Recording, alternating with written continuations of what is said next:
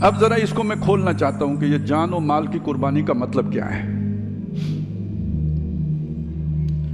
اور اقامت دین کا صحیح تصور کیا ہے۔ یہ بات تو ہمیں سمجھ آ گئی کہ ایک اللہ کا نظام ہے، ایک اللہ کا دین ہے، ایک اللہ کا معاشی سماجی سیاسی نظام ہے۔ اور یہ اللہ کا نظام کیوں ہے؟ اس لیے کہ اللہ بادشاہ ہے۔ لہو ملک السماوات والارض، آسمان اور زمین کی بادشاہی کس کی ہے؟ اللہ کی۔ للہ ملک السماوات والارض، تبارک الذی بیدہ الملک، بابرکت ہے وہ ذات جس کے ہاتھ میں بادشاہی ہے۔ فسبحان الذی بیدہ ملکوت السماوات والارض، پاک ہے وہ ذات کے جس کے ہاتھ میں آسمانوں اور زمین کی بادشاہی ہے۔ بادشاہتے ہیں وَإِلَيْهِ تُرْجَعُونَ، اسی بادشاہ کے جناب میں پیش کیے جاؤ گے۔ لَهُ مُلْكُ السَّمَاوَاتِ وَالْأَرْضِ وَإِلَى اللَّهِ تُرْجَعُ الْأُمُورُ، اسی کی طرف لوٹائے جائیں گے تمام امور۔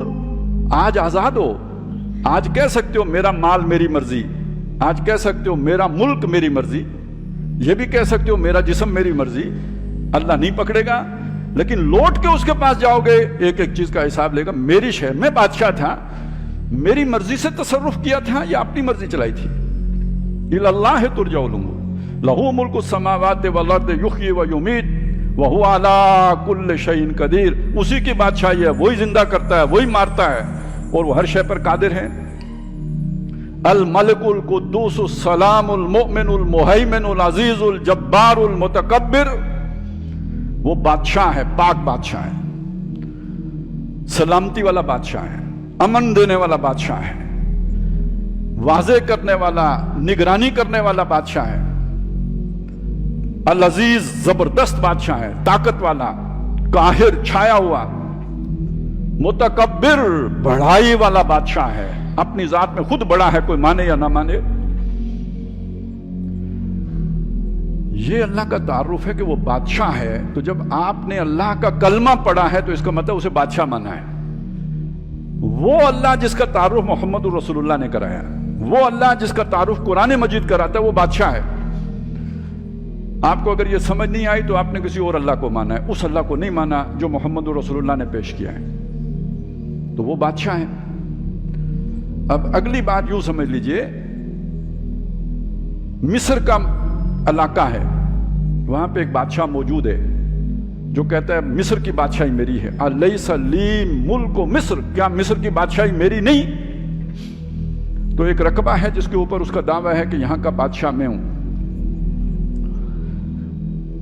بنی اسرائیل اسی زمین کے اندر ایک سائٹ پر رہتے ہیں، اس سائٹ پر وہ کہیں یہ ہمارا جو گاؤں ہے، یہ جو ہمارا بستی ہے، یہاں فرعون کی بادشاہی نہیں ہے، ہماری بادشاہی ہوگی، تو کیا ہوگا؟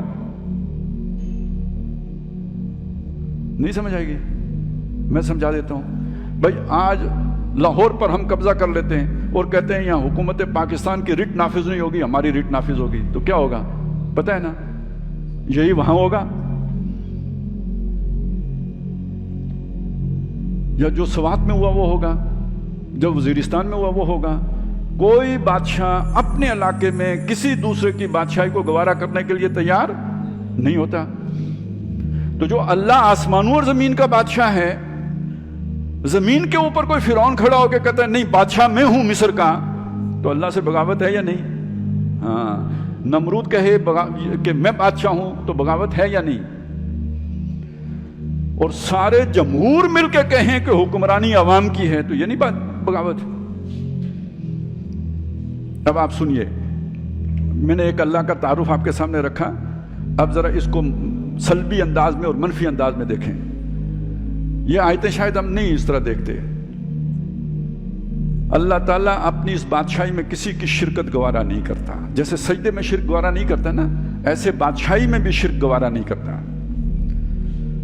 سورہ بنی اسرائیل کی آخری آیت ذہن میں ہے؟ لم یکن لہ شریک فی الملک، بادشاہی میں کوئی اس کا شریک نہیں ہے۔ تو جب فرعون کہتا ہے میں بادشاہ ہوں تو شرکت کر رہا ہے یا نہیں کر رہا؟ اور میری بات سنیے، جب میں کہتا ہوں میرے جسم پر میری مرضی چلے گی تو یہ بھی ایک نوع کا شرک کر رہا ہوں. یہ جسم بھی اللہ کا ہے, اس کا دیا ہوا ہے, اس پر بھی اس کی بادشاہی ہے. میں کہوں میری مرضی چلے گی تو یہ بھی شرک کی ایک قسم ہے. میری مرضی چلے گی, میں خودکشی کروں تو مجھ سے وہ کیوں پوچھے؟ لیکن پوچھے گا یا نہیں پوچھے گا؟ پوچھے گا. کیوں؟ اصل مالک تو وہ ہے, مالک الملک ہے. قل اللہم مالک الملک. پوچھے گا. میں اپنے جسم کو غیر ضروری مشقت سے دوچار کروں تو بھی پوچھے گا. ان لنفسک علیک حقا, تیرے نفس کا بھی تیرے اوپر حق ہے, اس کی بھی پوچھ گچھ ہوگی. مال کس نے کمایا؟ میں نے کمایا, محنت کی, کما لیا, دن رات ایک کیے.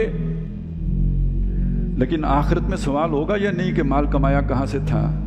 اچھا کما لیا تو چلیں, یہ تو پوچھ لیا آپ نے کہ کہاں سے کمایا تھا, اس کے بعد تو میرا ہو گیا نا, جہاں مرضی خرچ کروں. لیکن یہ کیوں پوچھے گا کہ خرچ کہاں کیا تھا؟ جیسے والد پوچھتا ہے کہ میں نے آپ کو یہ پیسے دیے تھے کہاں خرچ کیے ہیں. کیوں پوچھتا ہے؟ اس لیے پوچھتا ہے کہ اس کے پیسے ہیں. تو اللہ بھی پوچھے گا کہ اصل مالک تو میں ہوں, اصل بادشاہ تو میں ہوں, میری مرضی کے مطابق خرچ کیے یا اپنی مرضی چلائیے. اب آپ سمجھے نا, نہ جسم پر میرا اختیار, نہ اپنے مال پر میرا مطلق اختیار. تو کسی ملک کے اوپر کسی فرد کا, مخلوق کا کیسے مطلق اختیار مانا جا سکتا ہے؟ لم یکن لہ شریک فی الملک, بادشاہی میں کوئی اس کا شریک نہیں ہے. سورہ بنی اسرائیل میں بھی آیا ہے, سورہ فرقان میں بھی آیا ہے. دو جگہوں پہ اللہ تعالیٰ نے, اچھا یہ والا شرک کوئی بولتا ہی نہیں آیا ہے. پھر یہ بات بھی آئی ہے, لا یشرک فی حکمہ احدا, سورہ کاف میں. وہ اپنے حکم دینے کے اختیار میں کسی کو شریک نہیں کرتا. حکم, قانون. یہ بھی بتایا اللہ لہ الحکم, حکم اسی کا ہے. یہ حکم کا کیا مطلب؟ حکمرانی اس کی ہے, کوئی دوسرا حکمران ہو نہیں سکتا. ان الحکم الا للہ, حکمرانی کا حق سوائے اللہ کے کسی کے پاس نہیں ہے. یہ وہ ساری جمع باتیں کریں, آیتیں, یہ تصور ذہن میں لائیں تو آپ کو اقبال کے اس شعر کا صحیح جو ہے نا وہ مفہوم سمجھ میں آئے گا کہ سروری زیبا فقط اس ذات بے ہمتا کو ہے, حکمراں ہے ایک وہی باقی بتان آزری. یہ توحید اگر آپ نے مان لی, اس توحید کا اب اگلا تقاضا جو ہے بڑا عجیب و غریب نکلے گا. اب میں جس ملک میں بیٹھا ہوں یہاں اللہ کو حکمران تسلیم کیا جا رہا ہے؟ نہیں. میں امریکہ میں بیٹھا ہوں, حکمران کون ہے؟ عوام. میں انگلستان میں بیٹھا ہوں, حکمران کون ہے؟ عوام. میں سعودی عرب میں بیٹھا ہوں, حکمران کون ہے؟ بادشاہ. میں یہاں پاکستان میں بیٹھا ہوں, آئین کے مطابق حکمران کون ہے؟ اللہ. عملاً کون ہے؟ نام نہیں لے سکتے, پتہ سب کو ہے, مجھے بھی معاف رکھیں. یہ مسئلہ نہیں ہے کہ ہم اسے پہچان لیں, کم از کم یہ تو پہچانتے ہیں نا کہ اللہ کی حکمرانی مسلم نہیں ہے. ٹھیک ہے نا. جتنے بھی جسے ہم رولنگ ایلیٹ کہتے ہیں اس کے ہاں اللہ بطور حکمران قابل قبول نہیں ہے, یہ تو ہم سب مانتے ہیں نا. اب اگلا مرحلہ یہ آ گیا کہ بھئی یہ پھر اللہ کے مقابلے میں ان کی حیثیت کیا ہے؟ ایک بادشاہ ہے, اس بادشاہ کے اندر کسی خلاف کسی نے اپنی بادشاہت قائم کر لی ہے, اس کو چھوڑ کر اسے کیا کہتے ہیں جی دنیا میں؟ بغاوت. وہ اللہ تو یہ باغی. اب میں سانس لینے پر مجبور ہوں اس معاشرے میں کہ جو سر سے لے کے پیر تک اللہ کی بغاوت پر مبنی ہے. ٹھیک ہو گیا. میں آئسولیشن میں تو نہیں رہ سکتا, معاشرے کا حصہ ہوں تو کنٹریبیوٹ بھی کروں گا سوسائٹی کے بڑھوتری میں, بڑھنے میں. کسی فیکٹری میں کام کروں گا, کہ جاب کروں گا, کچھ جو ہے نا اپنا پیٹ پالنے کے لیے کچھ کروں گا, تو جو مجھے تنخواہ دے گا وہ مجھ سے فائدہ بھی لے گا یا نہیں لے گا؟ تو اب یہ میری ساری جو محنت ہے اس کا فائدہ دنیا میں چلے, مجھے تو مل رہی ہے تنخواہ, اس تنخواہ سے میں کر رہا ہوں یا تو گزارا یا عیاشی, دو باتیں ہو سکتی ہیں.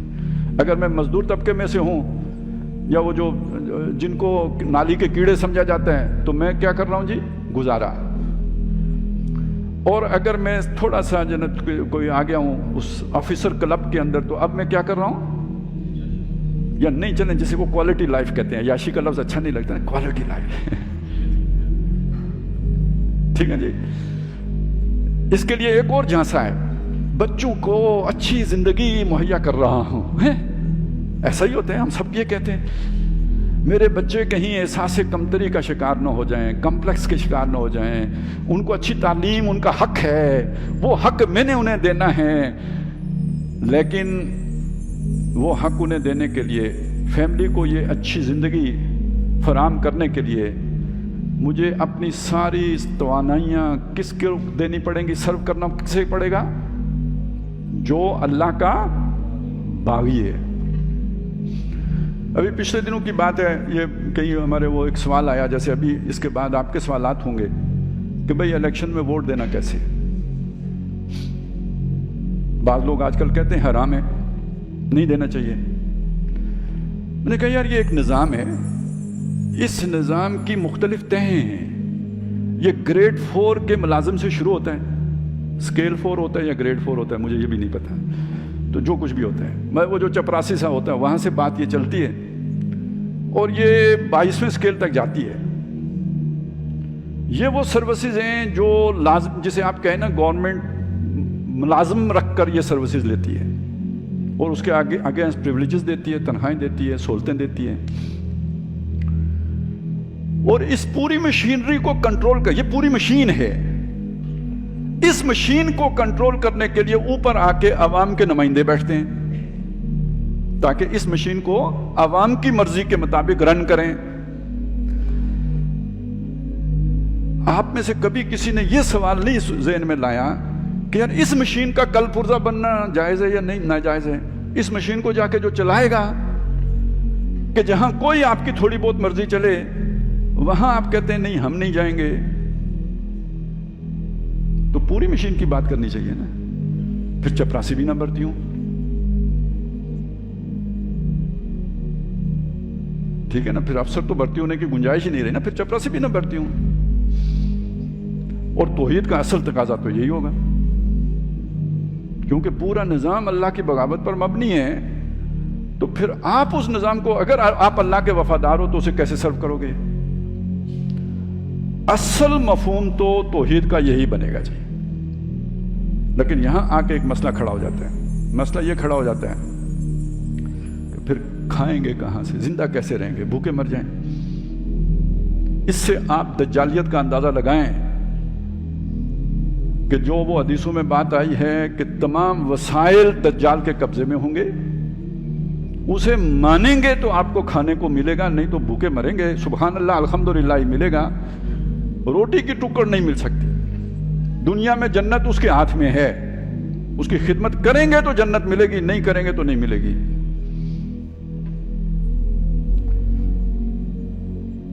تو اب اقامت دین کا اصل تقاضا تو پھر یہ بنا کہ اس کا انکار کیا جائے اور صرف اللہ کے ساتھ جڑا جائے، نتیجے میں جو مرضی ہو. لیکن یہ کرنے کے بعد آپ کو کوئی معقول آدمی کوئی بھی ماننے کے لیے تیار نہیں ہوگا، گھر والے بھی نہیں مانیں گے.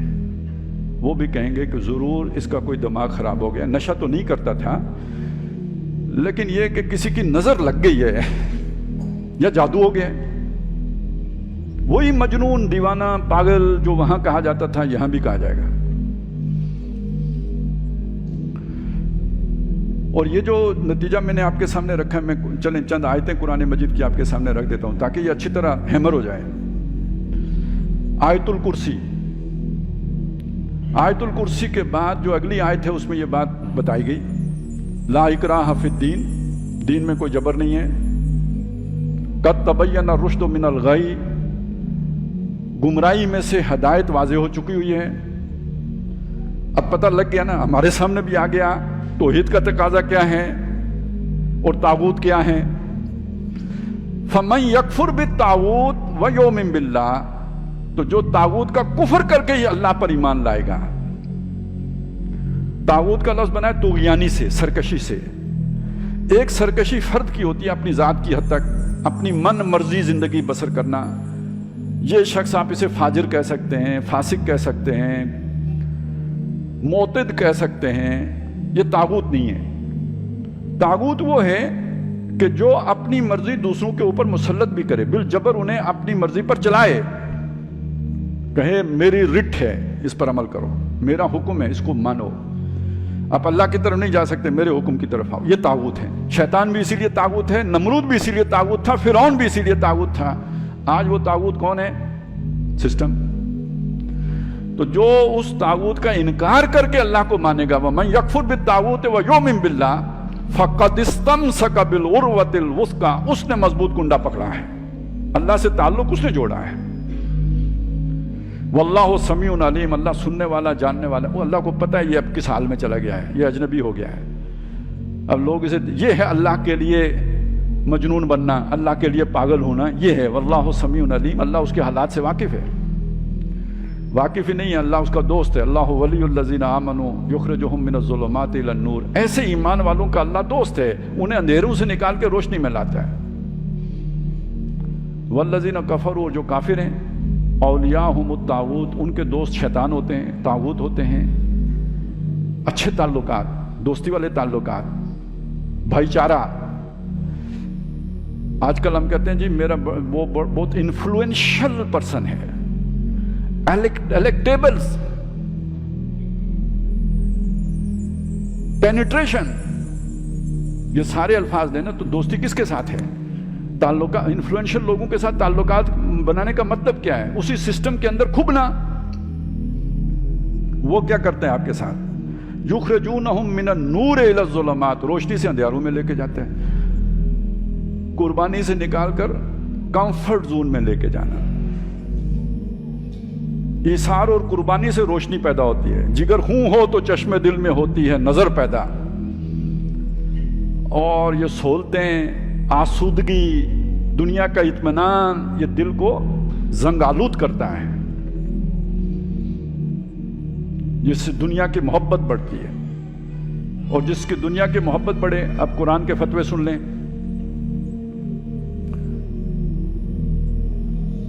اللہ کے رسول اور اللہ کی راہ میں جہاد، یہی محنت، سٹرگل، قربانی، ایثار، سب کچھ چھوڑ دینا، رشتے ناتے چھوڑ دینا، تعلقات توڑ دینا، اپنی جان قربان کر دینا، یہ جہاد ہے۔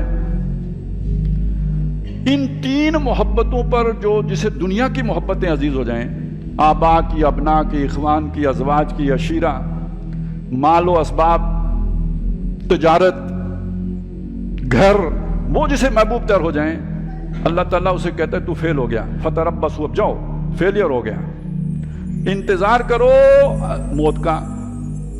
یہ فیصلہ آج ہی ہو گیا ہے کہ ایسے لوگوں کو اللہ ہدایت نہیں دیتا۔ واللہ لا یہدی القوم الفاسقین۔ اس کے ساتھ ملی جلی مثال ہے قوم بنی اسرائیل کی، کہ جب موسیٰ علیہ السلام نے کہا لڑو، انہوں نے کہا فَاذْهَبْ أَنْتَ وَرَبُّكَ فَقَاتِلَا إِنَّا هَاهُنَا قَاعِدُونَ۔ تو موسیٰ علیہ السلام نے اللہ سے جو دعا کی وہ کیا تھی؟ فَافْرُقْ بَيْنَنَا وَبَيْنَ الْقَوْمِ الْفَاسِقِينَ، اللہ ہمارے اور ان فاسقوں کے درمیان، فاسقوں کی قوم کے درمیان جدائی پیدا کر دے۔ اللہ نے جواب میں یہ نہیں کہا کہ یہ مسلمان ہیں، اللہ نے کہا فَلَا تَأْسَ عَلَى الْقَوْمِ الْفَاسِقِينَ، ان فاسقوں کی قوم کا افسوس نہ کر۔ یہ ہے زیغ جو دل میں پیدا ہوتا ہے۔ فَلَمَّا زَاغُوا أَزَاغَ اللَّهُ قُلُوبَهُمْ، جب وہ ٹیڑے ہو گئے اللہ نے ان کے دل ٹیڑے کر دیے۔ واللہ لا یہدی القوم الفاسقین، یہ دل کا فسق ہے، ظاہر نہیں ہوگا، اندر کا فسق ہے۔ اس فسق سے پناہ مانگتے ہیں اہل ایمان۔ ربنا لا تزغ قلوبنا بعد اذ ہدیتنا، اے ہمارے رب ہمارے دلوں کو کج نہ کر دیجیو بعد اس کے کہ تو نے ہمیں ہدایت دے دی۔ یہ محبتوں کا فسق ہے، اللہ کی محبت، رسول کی محبت، اللہ کے لیے قربانی دینے کی محبت، مقابلے میں یہ دنیا کی محبتیں جنہیں قربان کرنا تھا تو امتحان تو یہی ہے، نہیں قربان کیا تو فسق ہو گیا۔ لیکن دنیا کو تو نہیں پتہ چلا کہ آپ کیا ہیں، تو آزمائش آتی ہے، تو مصیبت آتی ہے، کفر کا غلبہ ہوتا ہے، حالات مشکل سامنے آتے ہیں، تو جو دل میں ہوتا ہے وہ زبان پہ آ جاتا ہے، پھر سب کو پتہ لگ جاتا ہے کہ یہ بندہ جو اوپر سے بڑا نیک بنا ہوا تھا اندر سے کیا تھا۔ قرآن مجید کے بیانیے کو سامنے رکھیں تو فقیر بن کے رہنا پڑے گا یا نہیں؟ درویش بن کے رہنا پڑے گا یا نہیں؟ فطوبیٰ للغرباء کی سمجھ آ رہی ہے نا؟ یہ وہ سنت ہے جو مر گئی ہوئی ہے۔ تو پہلی بات یہ سمجھ لیجئے، جس میں ہمت ہے تو قرآن اس سے مطالبہ تو یہی کرے گا۔ اب کیریئر کی فکر نہ کرو، کیریئر کہاں بنا رہے ہو؟ باطل نظام کو سپورٹ کرنے کے لیے۔ کاروبار کی فکر نہ کرو، معیشت کس کی مضبوط کر رہے ہو؟ باطل نظام کی مضبوط کر رہے ہو۔ اللہ کے دشمنوں کو سرو کر رہے ہو۔ لم تقولون ما لا تفعلون، پھر اسلام کا نام کیوں لیتے ہو؟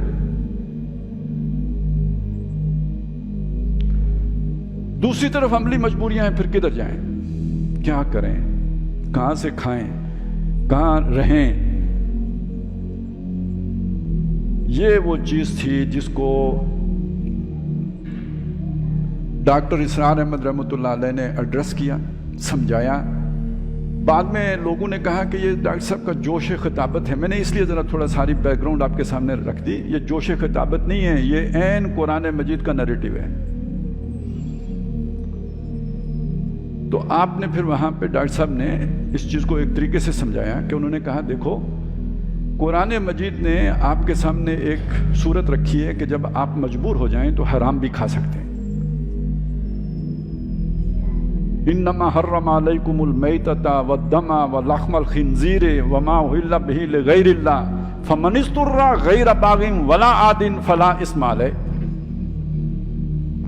خنزیر کا گوشت حرام ہے، مردار حرام ہے، یہ چیزیں جو حرام اللہ نے کی ہیں، جو اللہ کے علاوہ کسی کے نام پر ذبح کیا گیا ہو وہ بھی حرام ہے۔ یہ کھانا ممنوع ہے، نہیں کھانا ہے۔ لیکن اگر مجبور ہو جاؤ، مرنے لگو، کوئی اور حلال میسر نہ ہو تو اس میں سے کھا سکتے ہو۔ لیکن شرطیں دو ہیں۔ کیا شرطیں ہیں؟ غیر باغن ولا عادن، باغی نہ ہو، حد سے نکلنے والا نہ ہو، یعنی ان چیزوں کو کھاتے ہوئے مزے نہ لے۔ مزے لیے تو اب یہ ایک بغاوت کی صورت بن گئی۔ انجوائے نہ کرو، یہ نہ سمجھو کہ یہ بڑی میں نے کامیابی حاصل کر لی، یار بڑا ٹیسٹی ڈش تیار ہوئی ہے خنزیر کے گوشت کی۔ اور نمبر 2، پیٹ بھر کے نہ کھاؤ۔ پیٹ بھر کے کھایا تو تعدی ہو جائے گی، پیٹ بھر کے کھایا تو سرکشی ہو جائے گی، پیٹ بھر کے کھایا تو اللہ کے حکم کی خلاف ورزی ہو جائے گی۔ اتنا سا کھاؤ کہ بس جسم و جان کا تعلق برقرار رہے۔ اچھا، کھا کے کیا کرو؟ کلولہ کرو کہ شام کو پھر یہی کھانا ہے، یہ بھی عادت ہو گئی۔ وہ جو توانائی ملی ہے زور لگاؤ تاکہ حلال تک پہنچ جاؤ، کم از کم شام کو یہ حرام نہ کھانا پڑے، اور شام کو نہ ملے تو پھر کھا لو۔ سمجھ آ گئی نا بات کی؟ اب آ جائیں اس کو اپلائی کریں اس نظام کے اوپر۔ دنیا میں کہیں کوئی 1 انچ زمین اگر موجود ہو جہاں اللہ کا نظام قائم ہو، اور اگر قائم ہو وہ وہاں پر ہجرت کرنے کی اجازت بھی دیتے ہوں تو چلیں ٹھیک ہے، وہاں ہجرت کر جائیں۔ لیکن اگر اجازت نہ دیتے ہوں یا قائم ہی نہ ہو تو پھر ادھر ہی رہنے پر آپ مجبور ہوں گے جہاں پر ہیں۔ تو کم از کم ایک چیز تو یہ تو دیکھیں کہ اصولی طور پر زیادہ کہاں ہے، کم کہاں ہے؟ بغاوت اللہ کے خلاف زیادہ بغاوت کہاں ہے، کم بغاوت کہاں ہے؟ تو زیادہ بغاوت کہاں نظر آئے گی؟ جہاں اللہ کو کوئی پوچھتا ہی نہیں، مغربی ممالک۔ اور یہاں پہ جو مسلمان ممالک ہیں وہاں کچھ نہ کچھ تو چلیں، آپ خدا کا واسطہ تو دے سکتے ہیں نا۔ ٹھیک ہو گیا؟ تو اب اس کا تقاضا کیا ہے؟ جیسی تیسی بھی زندگی، اوکھی سوکھی جیسی بھی، کوالٹی شوالٹی کو چھوڑیں۔ اب کدھر کوالٹی یا ادھر ہے یا کوالٹی ادھر ہے؟ آپ کو جنت کی کوالٹی چاہیے تو اس کوالٹی کی قربانی دینی پڑے گی نا، اس کے بغیر نہیں ملے گی۔ نہیں تو محبت ادھر سے زیادہ ہو گئی ہے نا۔ تو کوالٹی کے چکر میں نکلیں، اور اس چکر سے نکلیں پتہ نہیں ملک کا مستقبل کیا ہے، یہ طے کر لیں کہ آپ نے ویسٹ میں جا کے تو نہیں آباد ہونا ہے، کیونکہ وہاں زیادہ بغاوت ہے۔ اب آپ کہیں گے کہ وہاں لوگ سچ بولتے ہیں، وہاں لوگ امانت دار ہیں، وہاں رشوت نہیں ہے، وہاں عزت ہے، یہ سب کچھ ہے۔ میں بھی مانتا ہوں یہ ہے، ہم سے بہتر لوگ ہیں، لیکن یہ کہ بہرحال ان ساری بہتریوں کے ساتھ ہیں اللہ کے دشمن. کوئی حسین ہو، جمیل ہو، بڑے ایٹیکیٹس والا ہو، بہت تعلیم یافتہ ہو، لیکن بے حیا ہو تو ہماری کس کام کا؟ تو وہ ساری خوبیاں اپنی جگہ پہ، یہ صنائی جھوٹے نگوں کی جو ہے وہ رضا کاری ہو جائے گی اگر اس کی موٹیویٹنگ فورس اللہ کی رضا اور آخرت پر ایمان نہیں ہے. تو وہ اور ہی چکر ہے. چلیں وہ ایک علیحدہ معاملہ، اسے بعد میں دیکھ لیں گے. ایک بات یہ طے ہو گئی. دوسرا یہ ہوتا ہے اپنے آپ کو دھوکہ، سیلف ڈسیپشن. عزت وزت کا اتنا مسئلہ نہیں ہوتا ہے. اصل مسئلہ یہ ہوتا ہے کہ وہاں کی جو انجوائمنٹ ہے اور جس طرح کی وہاں کی زندگی ہے وہ یہاں میسر نہیں. تو آپ اگر پروفیشنل ہیں تو پھر ظاہر ہے وہ آپ انجوائے کرنا چاہتے ہیں، جنت میں رہنا چاہتے ہیں. نظر کو خیرہ کرتی ہے چمک تہذیب حاضر کی. اور وہ دیکھیں گھر خدا کا، ہم خدا کی شان دیکھیں گے. تو ایک اس کے پیچھے یہ جذبہ بھی ہوتا ہے. اس کا ذکر بندہ نہیں کرتا. تو یہ تو پہلے تو اس پہ تو لگ گیا نا کراس. اس کے بعد مسلمان ملکوں میں دیکھیں گے، اب کسی کا کیا نام لینا. بہرحال ایک ملک ایسا تو ہے نا کہ جس نے اپنے آئین میں یہ بات طے کر کے رکھی ہوئی ہے کہ یہاں کوئی قانون قرآن و سنت کے خلاف نہیں بنے گا. اب اس پر جو بھی قبضہ گروپ ہے اس کو چھوڑیں. آئینی طور پر تو یہ بات مسلمہ ہے. یہ ایک بالکل ایسی ہی بات ہے کہ میں ہوں، کلمہ پڑھتا ہوں لیکن گناہ بھی کرتا ہوں. تو ابھی کوئی مولوی صاحب ایسے نہیں پیدا ہوئے جو مجھے کافر کہہ سکیں. کہیں گے گناہگار مسلمان ہیں. تو ویسے ہم جو 25 کروڑ ہیں سارے ایسے ہی نہیں ہیں، کلمہ گو ہیں، لیکن یہ کہ کوئی کرتوت چھوڑنے کے لیے بھی تیار نہیں ہے. تو ہمارا ملک بھی ایسا ہی ہے. تمام دنیا کے ملکوں میں واحد ملک ہے جو کلمہ گو ملک ہے کہ یہاں کوئی قانون قرآن و سنت کے خلاف نہیں بنے گا. تو اس اعتبار سے تمام دنیا کے ممالک میں سے سب سے یہ خوش نصیبی ہے کہ ہمیں یہاں آ کے ہجرت کر کے نہیں رہنا پڑے گا. ہم پیدا ہی یہاں ہوئے ہیں، پیدائشی شہری ہیں. دوسری بات، عملاً معاملہ کیا ہے؟ کوئی فرق نہیں ہے ادھر کا اور ادھر کا. یہ تو صرف نظری بات ہے نا، علمی بات. عملی طور پر کوئی فرق نہیں ہے ادھر کو ادھر کو. تو پھر ایک کام یہ کریں کہ اپنے لیے ضروریات زندگی کم ترین لیول پر جو زندگی گزارنے کے تقاضے ہو سکتے ہیں. دیکھیے اس میں بھی مختلف لوگوں کے مختلف ہوں گے. ایک آدمی کسی کھاتے پیتے گھرانے کا ہے تو اسے آپ وہ مزدور کی سطح پہ لے کے آئیں گے تو وہ کولیپس کر جائے گی فیملی، وہ نہیں چل سکتا. اپنا جو لیونگ سٹینڈرڈ پہلے سے ہے اس میں جو منیمائز آپ کر سکتے ہیں، کم سے کم جس سطح پر لا سکتے ہیں اپنے کو اور اپنے گھر والوں کو، اس سطح پہ اپنا طرز زندگی لے کے آئیں. اگر آپ کے پاس 3 گاڑیاں ہیں تو ایک سے بھی گزارا ہو سکتا ہے. اور اگر آپ موٹر سائیکل رکھتے ہیں تو سائیکل سے بھی گزارا ہو سکتا ہے. نیچے لے کے آئیں، اوپر دیکھنے کو چھوڑ دیں. کم کرنے کی سوچ پیدا کر لیں کہ کم سے کم کیسے کیا جا سکتا ہے. یہ ہوگا جی وہ تھوڑے سے تھوڑا کھانا، آرام میں سے تھوڑے سے تھوڑا کھانا. اور یہ جو آپ نے کھایا ہے وہ اصولی طور پہ دیکھیں تو یہ بھی غلط ہے. اب اس کا کفارہ ادا کرنا ہے. کفارہ کیا ہے کہ جو آپ نے وقت بچایا، ظاہر ہے کوالٹی لائف کے لیے آپ کو وقت لگانا پڑتا، زیادہ محنت کرنی پڑتی، 15 گھنٹے کام کرنا پڑتا. آپ نے وقت بچا کے 6 گھنٹے کام کیا یا 7 گھنٹے کام کیا، باقی جو وقت بچا اس کو اس نظام کو تبدیل کرنے کی محنت و جد و جہد میں لگائیں تو یہ اس غلطی کا کفارہ بن جائے گا. تو نہ ہم یہ کہتے ہیں کہ بھئی آپ کوئی ووٹ دینا حرام ہے، بے شک دیں. تو نہ ہم یہ کہتے ہیں کہ نوکری کرنا حرام ہے، بے شک کریں. لیکن یہ نہ سمجھیں کہ آپ نے کوئی کمال کیا ہے. یہ نہ سمجھیں کہ میں اتنے بڑے گریڈ پہ پہنچ گیا ہوں. بھئی آپ باغی نظام میں گریڈ پر پہنچے ہیں. یہ کوئی فخر کرنے کی بات نہیں ہے، یہ قابل افسوس بات ہے. اس نظام میں پھل کر پھول کر پھیل کر فخر کرنے کی بات نہیں ہے، افسوس کرنے کی بات ہے. بس اتنی سی ساری بات ہو تو توحید کا کم از کم تقاضا تو پورا ہوگا. اور جو اس میں کوئی کمائی کی ہے تو اس کا بیشتر حصہ اللہ کے دین میں لگائیں، اپنی جو توانائیاں ہیں زیادہ سے زیادہ اللہ کے دین کی اقامت کے لیے لگائیں، تو اللہ تعالیٰ اس معذرت کو قبول کر لے۔ اللہ اب جینے کے لیے تو میں نے اتنا کچھ تو کیا، غلط لوگوں کو سپورٹ کیا یا غلط نظام کو سپورٹ کیا، لیکن میں نے کوشش یہ کی کہ تیرا دین غالب ہو جائے، میں نے کوشش یہ کی کہ تیرا آرڈر مان لیا جائے، میں نے کوشش یہ کی کہ تیری بادشاہت قائم ہو جائے۔ یہ جد و جہد میں حتی الوسع اپنے بس پڑتے پوری کی پوری کرتا رہا۔ اب اللہ تعالیٰ دیکھے گا نا، وَحُصِّلَ مَا فِي الصُّدُورِ، حاصل کر لیا جائے گا جو سینوں میں ہے۔ یوم تبلی السرائر، جس دن راز کھولے جائیں گے، لوگوں کو نہیں پتا، آپ کو میرا نہیں پتا، مجھے آپ کا نہیں پتا، لیکن اللہ کو پتا ہے کہ یہ آپ نے اللہ کی رضا کے لیے کیا یا یہ کہ دکھاوے کے لیے کیا۔ جب یہ کھلے گا تو جن لوگوں نے خالص اللہ کے لیے محنت کی ہوگی ان کی وہ معذرت قبول کر لی جائے گی کہ ٹھیک ہے، آپ نے غلط ماحول میں آنکھ کھولی تھی، لیکن آپ نے اس غلط ماحول کو قبول نہیں کیا، غلط معاشرے کے فائدے آپ نے نہیں اٹھائے، منیمم پہ گزارا کر کے زیادہ سے زیادہ آپ نے دین کو قائم کرنے کی جدوجہد کی، تو میں آپ کی اس محنت کے صدقے اس جو بھی آپ نے اس نظام سے استفادہ کیا اسے کفارہ بناتا ہوں اور آپ کی معذرت قبول کرتا ہوں۔ یہ صورت بنے گی، معذرت قبول کرنے کی صورت بنے گی۔ سورہ اعراف میں مچھلی والوں کا ذکر آتا ہے، جنہوں نے ہفتے کے دن مچھلی پکڑی تھی، تو ان کو اللہ تعالیٰ نے عذاب کی لپیٹ میں لے لیا۔ بچایا کس کو؟ جنہوں نے انہیں روکا تھا۔ ان روکنے والوں کو بعض لوگوں نے کہا کیوں روکتے ہو، یہ تو باز نہیں آئیں گے، تو انہوں نے کہا معذرتاً الی ربکم، تاکہ تمہارے رب کے حضور اپنی معذرت پیش کر سکیں کہ ہم نے کوشش کی ہے۔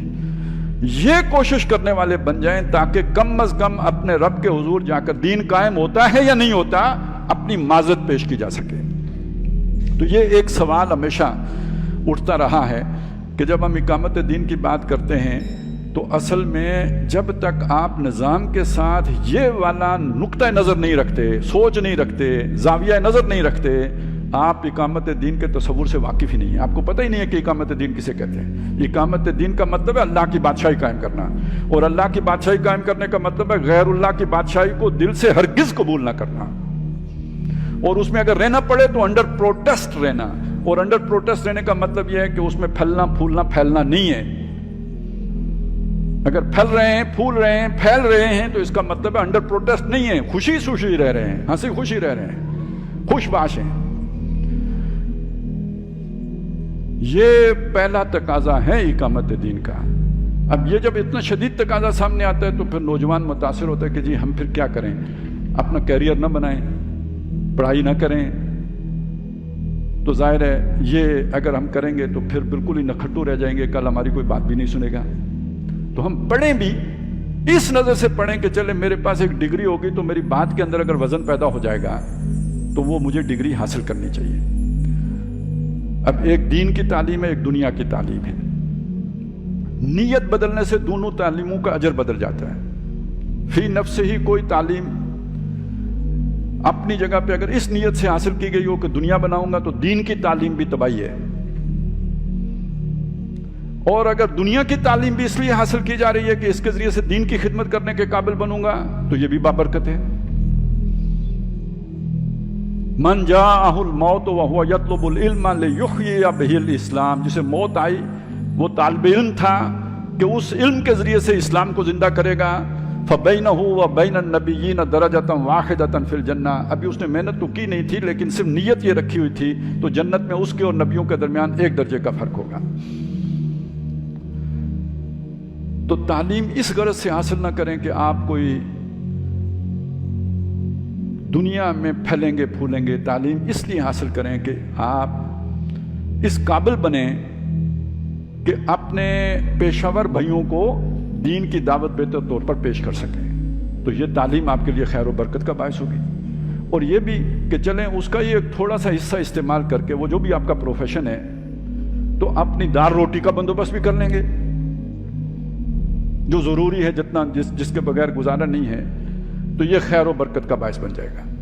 تو اس وقت میرے سامنے اصل میں یہی سوال تھا کہ اقامت دین کی جد و جہد کے ساتھ ہم اپنی یہ جو دنیا کی ضرورتیں ہیں ان کو بیلنس کیسے کریں۔ میں نے کوشش کی ہے کہ یہ بات اس میں کوئی لگی لپٹی رکھے بغیر اور کوئی معذرت خانہ انداز اختیار کیے بغیر جو صحیح نقطہ نظر بنتا ہے، جو سمجھ میں آتا ہے، وہ آپ کے سامنے پیش کر دیا جائے۔